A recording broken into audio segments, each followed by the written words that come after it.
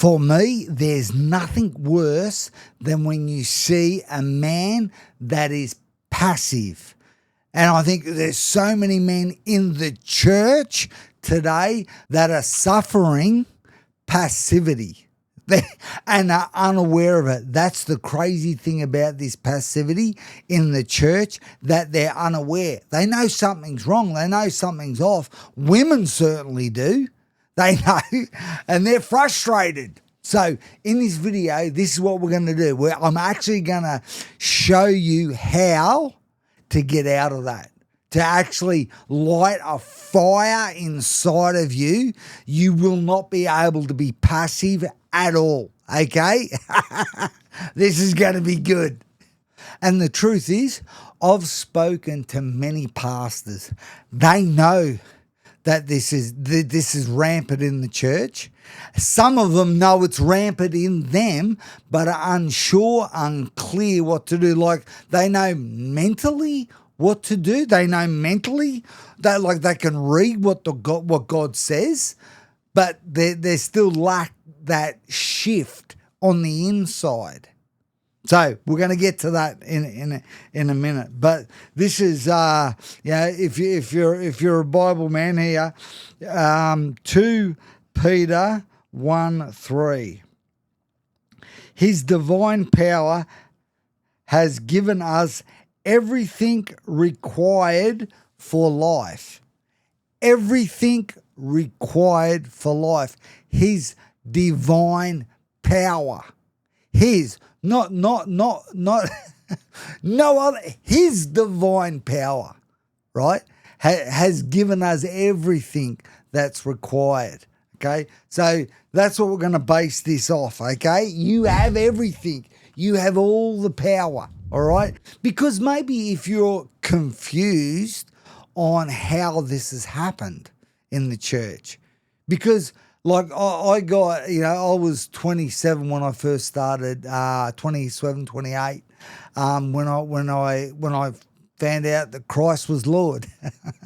I didn't know what was going on, and bang, it was like he chased me down. I didn't chase him. Oh man. So I'll go into that story another time. But like when I hear, and this is what I like to, I suppose, base my being a Christian man off. King David went after Goliath with some rocks in his pocket, some stones in his pocket, and chased him down because he was talking bad again about his people. Like, that's a man. you don't be picking on my people, man. And he chased him down. He looked him in the eye. He went after him. He went after Goliath. That's the sort of Christian man I want to be. That's the sort of Christian man I want next to me. That's the sort of Christian boys I want to raise in my family into young men, into Davids. Or you look at, all right, there's politics in every organisation. There's politics in church. We all know that, okay? No matter what you're in. The football club, there'll be politics. Anyway, but I love the way Jesus handled. When people get out of line, he'll tip the tables upside down. He don't cop any rubbish in his Father's house. He's firm. You know where you stand. Jesus ain't passive. Man, he come to die for you. He didn't come for passivity. Goodness me.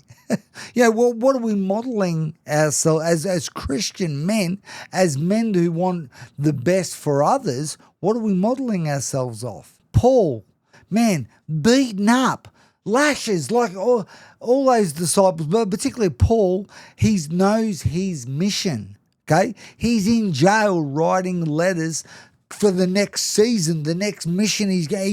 I'm going to be there soon, man. I'm writing you a letter. Even though he's locked up, even though it looks bleak, he's good because he knows where his power comes from. As I said in 2 Peter, you're going to have everything. You're going to have all the power. You've got all the power. But this is what passive men do, okay? And I don't know whether you need to hear this or not, but this is what passive men do. They negotiate with the enemy. What do you mean, Gav? Well, when it gets hard, they start to look for an easy way. Is that too simple, too direct? Like being a man, you have strength, but you have more than that. You have his divine strength. So when you start to negotiate, with the enemy, with negativity, with people that don't have the same values as you, that's dancing with the devil. That is dancing, man. You are dancing to the beat of somebody else's drum. You see, this is what we dance to, the word. This is the truth. This is where the power is. When we start speaking this, it's that we're operating at another level. We are operating as a son of the King. We have inherited the same authority, the same power. Man, if that doesn't wake you up, I don't know what the heck is gonna. So I'm going to ask you 3 questions, okay? So question 1, where can you, because this is a wrestle, gentlemen, for the rest of your life. I remember a mentor was saying to me years ago, actually before I come to know Christ, you know, if you're like me, I just had some annoying Christians hanging around me. One of them became my mentor. I didn't realize he was a full Christian. Anyway, I was getting sober, except anyway, God had a plan. He knew me better than I knew myself. But you know, this is a question you got to ask yourself, I think. You know, where is there passivity in your life? Because it might even turn up not looking like passivity. It may look like fear. It might just hold you back and get you to be a little too cautious. Okay? That's passivity. Christ was not cautious, man. He was on purpose, on mission. That's what you've inherited. Second question, find a man you can be honest with. Like, these are my fears. These are my hesitations. I don't know why I've got this hesitation, because sometimes, well, I say sometimes, all the time, when we've got the right men in our corner, the right cornermen, they can see what you can't. So we've got to be honest. That's the key. You've got to be like, this is where I'm at here. Okay? So get real. You got to find a man. I might be able to help you with that at the end of the video, okay? Third question. This is where you have some quiet time. You have some quiet time with God. You just be still, know who he is, right? Say, God, where do I need to step up? What's the blind spot? Like where can I grow? Where do you want me to grow? What area needs to be developed in me? How do I grow more like you and less like the weasel that I'm listening to in my thinking? Hey, I call my negative stuff the weasel. You know, how do I become more like you and less like this wretched man of mine, this sinner? So as a man who is no longer a weasel, no longer a passive, no longer, I'm having some fun here, right? No longer content just going with the flow, you know, knowing, you know, this is like, I mean, if you know there's more in you, and which I'm hoping you do, leave me a comment. Like, I know, Gav, there's more in me. You know, because I'm going to give you an action towards the end that's going to help bring that out, okay? But this is, as a man, as a Christian man, as a man who maybe you're not a Christian yet, but you're drawn to those values, okay?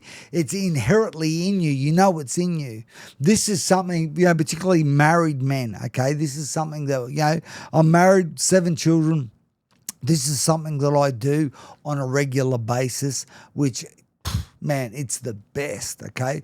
You know, particularly when you maybe have some quiet time, talk to your wife, or maybe if she's running around or whatever, she's busy, whatever, you grab her hand, you slow her down, say, love, what do you need? She'll tell you. you can just simply repeat back to her exactly what she said to you and say, "Dear Lord, help my wife with this situation. Help my wife find some peace in this situation." You know, you don't have to. No, you don't have to be a theologian just to repeat back to her what she just said to you and say amen at the end. Dear Lord at the start and amen at the end. And man, that will change things. That will change the atmosphere.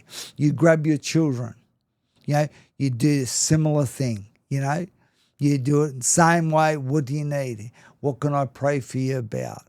And of course, I always like in those situations to actually, be that prophet and start to prophesy over their future. Start to see things, start to encourage them to have a bigger vision, that they are more than conquerors. I'm telling you, man, if you start speaking, praying, acting like that, your church life will change. This is an oath that I made a couple of years ago, okay, when I was in Europe, and I needed God, man. not on the, like when I say I needed God, I'd realised for many years I'd been leaning on my church. I've been leaning on other men. So all of a sudden I'm in Europe on this little island. I don't have a church, okay? I mean, I can get on the phone and all that, but I didn't have a group of men that weren't online. So I got to read the Bible. I got to get the Word, man. I had a spiritual experience reading the Bible. I'm telling you, like I just started. After a little while, I made an oath. I'm just going to read the Bible every day for the rest of my life. I've been doing that a couple of years now. It feels good. It's correcting my thinking. It's correcting my tongue. It's changing my family's experience with their father. But this is what I'm getting to. I actually made an oath earlier this year, okay? After doing that, reading the Bible for a couple of years. And I've been a Christian since 2001, right? I might be a slow learner. So if you're a slow learner, it's fine.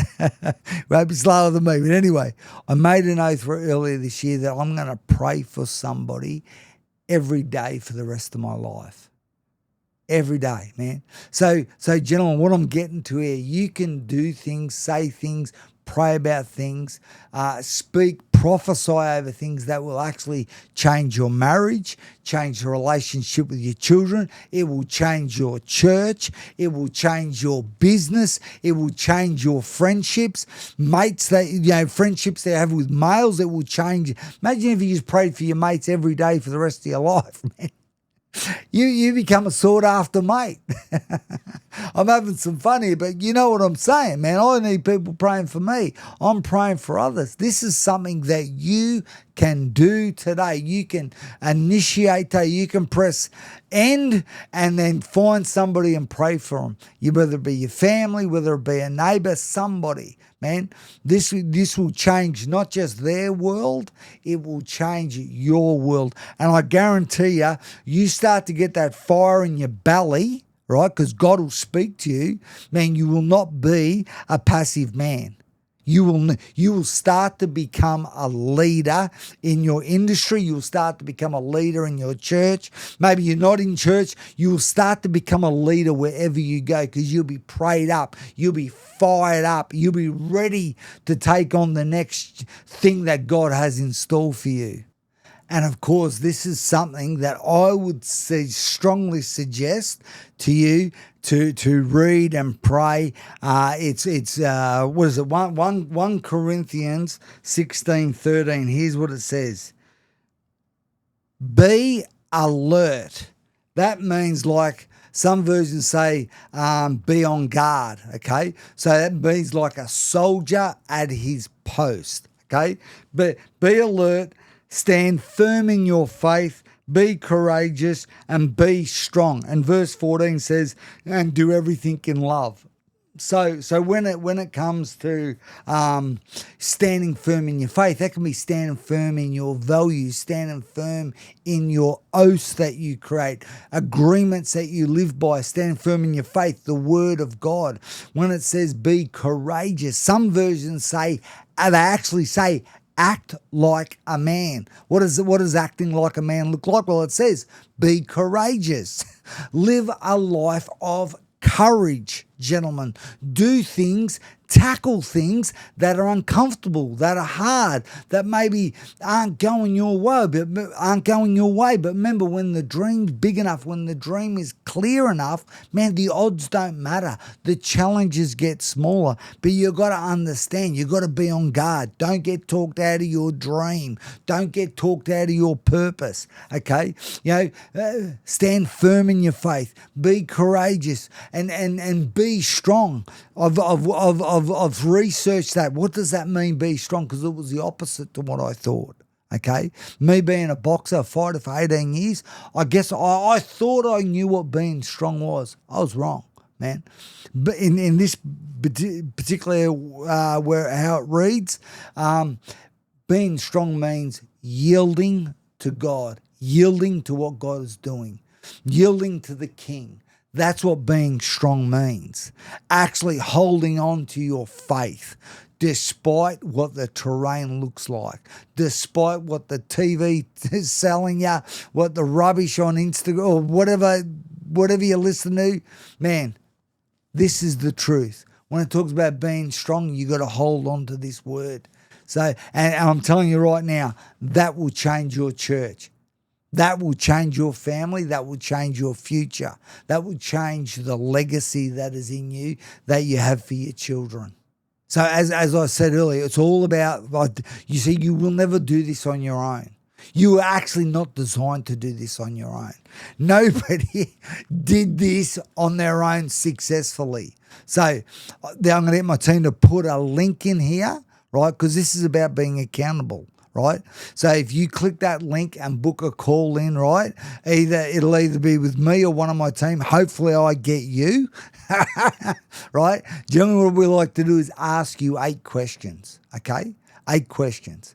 And literally you'll be able to see, I will be able to see what your blind spots are, maybe why you've been holding back, or maybe why you've been overcompensating in certain areas, or maybe why you've got this drive and you don't know where it comes from. Maybe there's a mission in you, but you don't know how to get it happening yet. Maybe God, well, not maybe, I know, because his word says he has a plan and a purpose for your life. If you don't know what that is, you need to book a call. You need to, they say, and this is why I think there's so many men are passive in the church and just in life in general. So there's 3 things you need to be a successful man, a Christian man, or just every man need. The first thing you need to be a successful man is to know your purpose. The second thing you need to be a successful man is you must develop yourself. Okay, so many men are undeveloped. Know your purpose, develop yourself for that purpose. And the third thing is deploy yourself in that purpose. Like that soldier is deployed into his mission, you deploy yourself into that purpose. So if you need some help with that, click the link and let's get you started. Let's get you deployed.